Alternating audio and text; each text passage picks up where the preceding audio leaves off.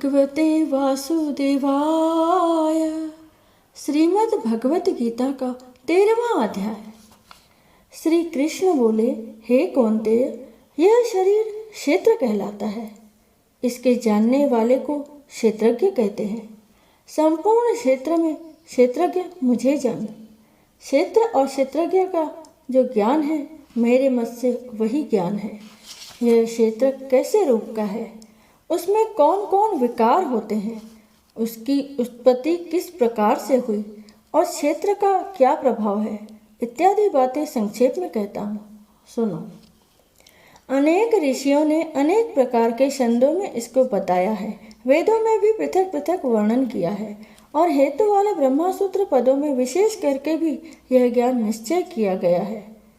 पंच महाभूत अहंकार, बुद्धि, अव्यक्त प्रकृति, 10 इंद्रियां, मन तथा 5 इंद्रियों के विषय तथा इच्छा, द्वेष, सुख दुख, संधांत चेतना, धृति, इनके समूह संक्षेप में क्षेत्र और क्षेत्रज्ञ के यही विकार है। मान और पाखंड से रहित अहिंसा, सहनशीलता, सरलता, गुरु की सेवा, पवित्रता, अपने मन का संयम, इंद्रियों के विषय से विरक्ति, अहंकार रहित और जन्म मृत्यु, बुढ़ापा, रोग दुखादि दोनों को देखना, पुत्र स्त्री ग्रह इत्यादि में आसक्ति न करना और इनमें अपने को सुखी दुखी न मानना और इष्ट अनिष्ट की प्राप्ति में हर्ष विषाद रहित रहना, अनन्य भाव से मेरी भक्ति, एकांत में रहना, जन समूह में रहने से विराग, सदा स्मरण रहना कि मैं परमात्मा का ही अंश हूँ, ज्ञान प्राप्ति के उद्देश्य से मोक्ष को सबसे श्रेष्ठ मानना, इसे ही ज्ञान कहते हैं। इससे जो भिन्न है वह अज्ञान है। अभिज्ञेय का स्वरूप वर्णन करते हैं, जिनको जानकर मनुष्य को मोक्ष प्राप्त होता है। वह आदि रहित, बड़ों से बड़ा, अकथनीय होने से न सत ही कहा जाता है और न असत ही कहा जाता है।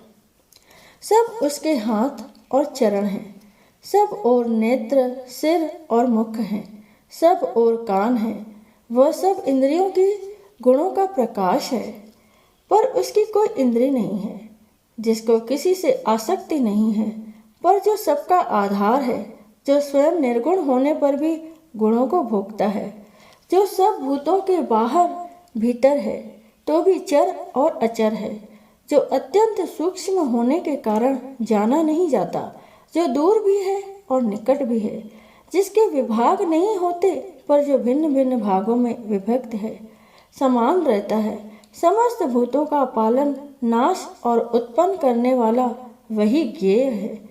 वह अंधकार से परे ज्योतिर्मान पदार्थों को ज्योति देता है। वही ज्ञान जानने योग्य पदार्थ ज्ञान के द्वारा जानने योग्य सबके हृदय में निवास करता है। इस प्रकार क्षेत्र ज्ञान और क्षेत्र, इनको संक्षेप में कहा। इसे जानकर मेरा भक्त मेरे पद के योग्य होता है। प्रकृति और पुरुष दोनों ही अनादि है। विकारों और गुणों की उत्पत्ति प्रकृति से हुई। विकारों और गुणों की उत्पत्ति प्रकृति से हुई है। कार्य और कारण को प्रकृति उत्पन्न करती है। पुरुष तो सुख और दुख का भोगता है। प्रकृति में पुरुष रहता है, प्रकृति के गुणों का उपभोग करता है, तदनुसार उत्तम तथा अधम योनि में जन्म लेता है। इस देह में उसे उपद्रष्टा, अनुमंता, भर्ता, भोक्ता, महेश्वर परमात्मा और परम पुरुष कहते हैं। इस प्रकार के गुणों के साथ प्रकृति और पुरुष को जो जानता है, उसका रहन सहन चाहे जैसा हो, पुनः जन्म नहीं होता। कोई ध्यान से, कोई सांख्य योग से और कोई कर्म योग के द्वारा अपने को आत्मा में देखते हैं, परंतु कोई तो इस प्रकार से न जानते हुए भी दूसरों से सुनकर ध्यान करते हैं और श्रद्धा से सुनकर वे मृत्यु के पार चले जाते हैं। हे अर्जुन, स्थावर या जंगम सब प्राणी क्षेत्र और क्षेत्रज्ञ के संयोग से ही होते हैं। परमेश्वर सब भूतों में समान रूप से है। भूतों के नष्ट होने पर भी उनका नाश नहीं होता। इस भांति जो देखता है वही देखने में समर्थ है। सब में समान रूप से स्थित परमेश्वर को देखता हुआ जो अपनी आत्मा का नाश नहीं करता, वह उत्तम गति प्राप्त करता है। जो यह देखता है कि प्रकृति द्वारा सब कर्म होते हैं और आत्मा को अकर्ता मानता है, वास्तव में वही मानव देवता है। जब वह भिन्न भिन्न भूतों को परमेश्वर के बीच एक रूप देखता है और उसी से उनका विस्तार देखता है, तब वह ब्रह्मा को प्राप्त होता है।